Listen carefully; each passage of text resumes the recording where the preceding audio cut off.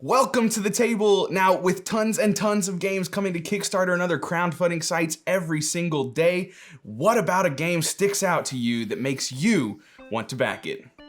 If you're new to the channel, we love to talk and showcase tabletop games and just make other people excited about them. If that interests you, please hit that subscribe button and we'll keep talking. So, as someone with a large shelf, I am privileged enough to buy quite a few board games, but not that many. I can't just look at a Kickstarter and say, that looks interesting, let's back it.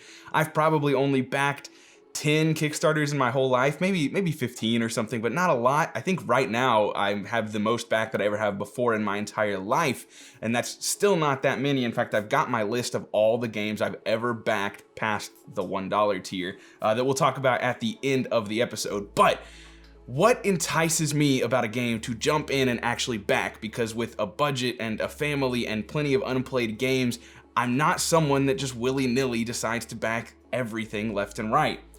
So, the first thing I'm going to mention is a first impression. First impressions are huge. And what is included in that first impression is theme and art and components and just how I can read the campaign page and initially get a thought on what I think that game's gonna provide. That is a giant stepping stone for me. If I look at the campaign page, in the first 30 seconds, I'll decide whether I'm going to continue looking and find out more about it, or if it just doesn't interest me at all. And sometimes that's the case, and that's fine. It may interest you, and it may interest plenty of other people, but it doesn't do the trick for me.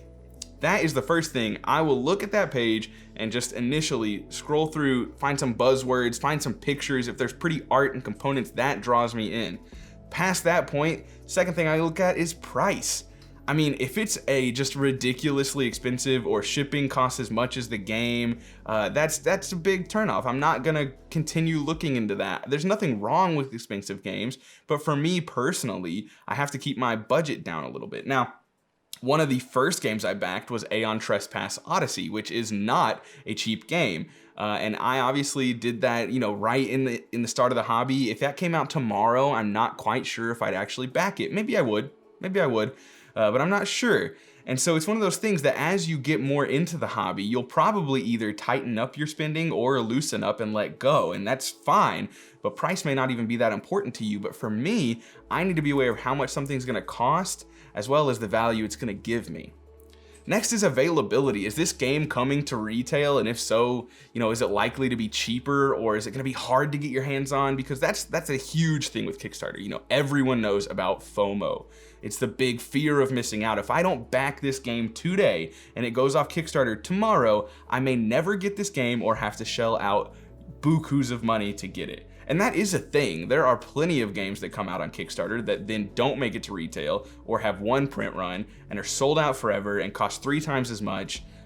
Something like the value of Kingdom Death Monster is absurd. If you backed Kingdom Death Monster, the value that you've got and the value that you will hopefully in the future be getting is ridiculous. Tons of incredible value there because the scope of the game continues to rise and the price continues to go up for those that did not get in on the ground level. If something is probably going to be readily available after the Kickstarter closes and retail, or if it's got such a high volume of backers that it's probably not going to be too expensive, that's gonna temper my expectations and make me a little less likely to back, just because I know that if it ends up being good, I can probably get my hands on it. Because as someone who doesn't have the most disposable income in the world to throw at Kickstarters, there's a bit of a risk aversion that I have, right? If I think this game's gonna be great and I'm very confident in that, it's more likely I'll back. If I'm unsure on whether a game's gonna be good and I also think it'll be available easily after it delivers to its Kickstarter backers, then I'm less likely to back because I can find out if it actually is good, then decide whether I wanna get my hands on it. Delivery dates are another huge thing, and this is kind of weird because it shouldn't really matter, because regardless, if you're backing on Kickstarter, it's going to be 6 months, a year, 2 years, 3 years, 4 years in some cases. That is absurd. But if something is scheduled, like today is March 10th, 2021. If something was scheduled to deliver in February 2022 or in August 2021, I'm much more likely to back that, knowing that I have less than a year until I should receive it. Whereas if something else comes out and says September 2022, I mean, that's a year and a half. That's a long time, plus delays that are likely to happen. So those are ones that make it difficult for me to back. There's a chance I look past it and go ahead and do that, but the vast majority of the time, if the Kickstarter delay is more than like 14, 16 months, I'm probably gonna stay away. One of the huge things that leads me to backing Kickstarters or not, and this is where I'll go back to Aeon Trespass Odyssey, is will it get played?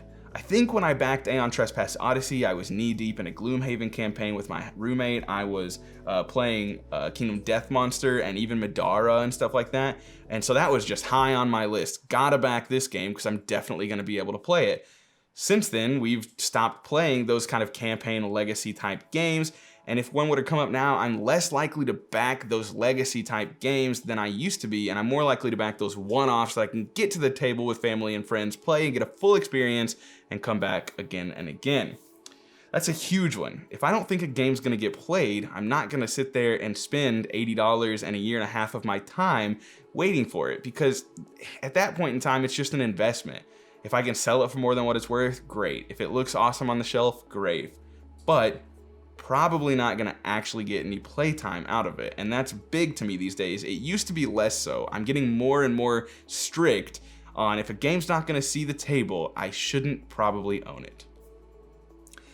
After that, I'll look for reviews and testimonials and impressions, whether that be through BGG and YouTube and people's videos on the campaign page.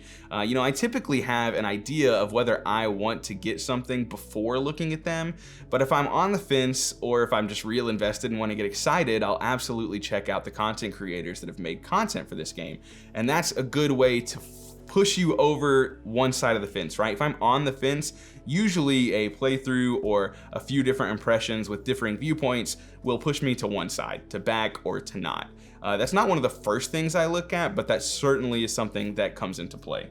And lastly, this does come into play quite often, is just, do I want to support the creators? There have been plenty of games that I've backed that I'm interested in, but not super high on, because I really, really like the team behind it, or the people creating it, or the designers, or whomever it may be, the company that's going for it.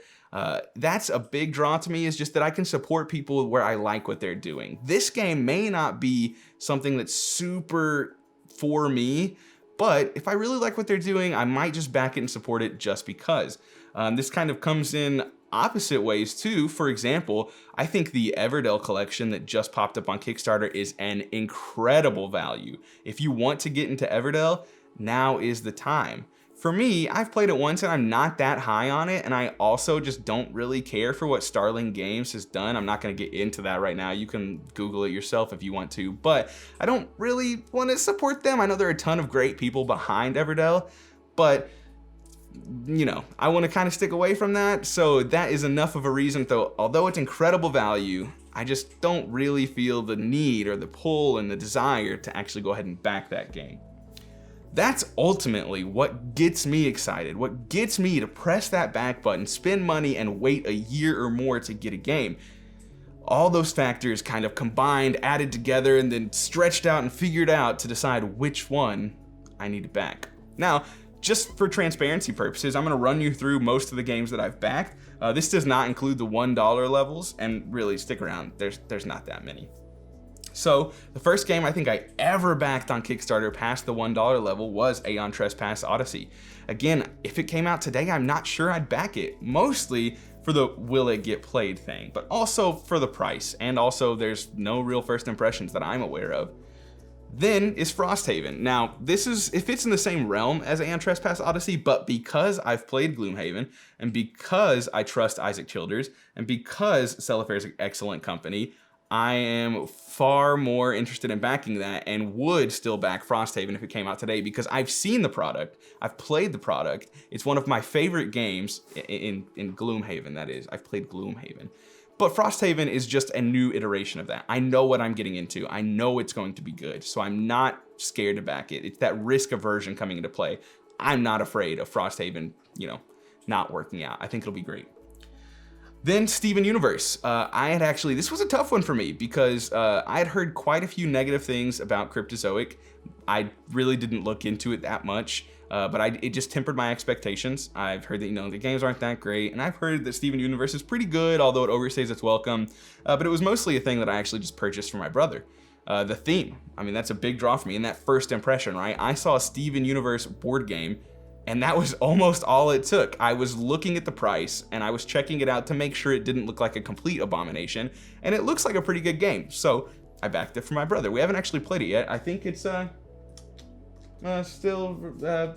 it is. It's right there. It's right behind me. Crash Octopus. This is a dexterity game, and I like dexterity games. Big into Crokinole, love Crokinole, and Crash Octopus looked so unique and fun, and just a different theme with gorgeous components. The price was fair. The delivery date was fair. I didn't know the company. I hadn't seen any reviews or first impressions, but their page did a really good job at drawing me in and ticking those boxes of things I've just talked about.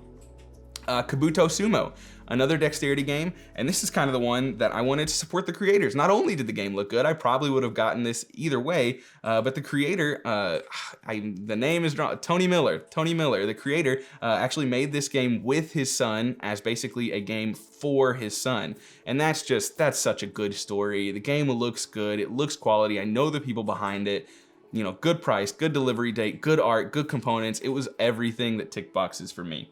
Hoop Gods, another one that I wanted to support the creators. Now, I do have Rap Gods behind me. I've still actually never played it, unfortunately, but Board Game Brothers are another company that I do want to support. I really like the art in all their games, and the Hoop Gods and the Rap Gods. The art is so vibrant and different, and it's so gorgeous. I'm really sad that I have not played Rap Gods yet, but Hoop Gods is the same thing. I like basketball.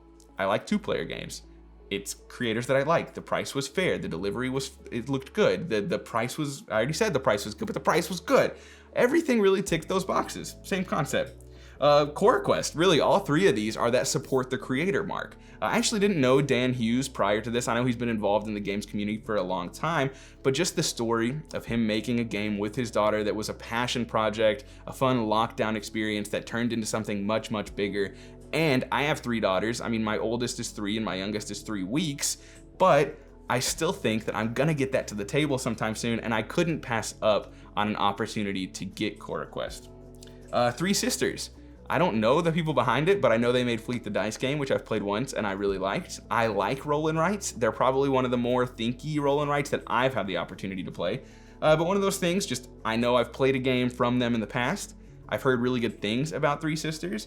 Delivery ETA and price was good, and will it get played? Yeah, roll and writes are so easy to get to the table for me. That's a no-brainer. And lastly, the final game that I believe I've bagged, actually I guess Three Sisters this was prior to that, but Caper Europe, which is a 2-player game by Keymaster, who made Parks. One of those same things. First impression is gorgeous, high quality components, really nice price point. I know the people behind it, and Parks is so good, so beautiful, so easy to table. It's just a combination of all those things.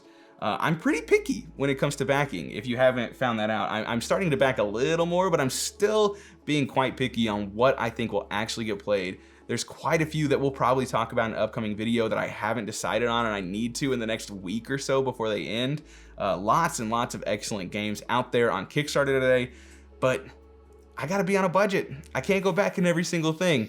If you're the same way, or if you're backing everything, let me know down in the comments. I'd love to hear what games you have backed, especially if you're trying to be a little more restrictive on what you put your money on. This is Max, thank you for watching, and we will see you next time.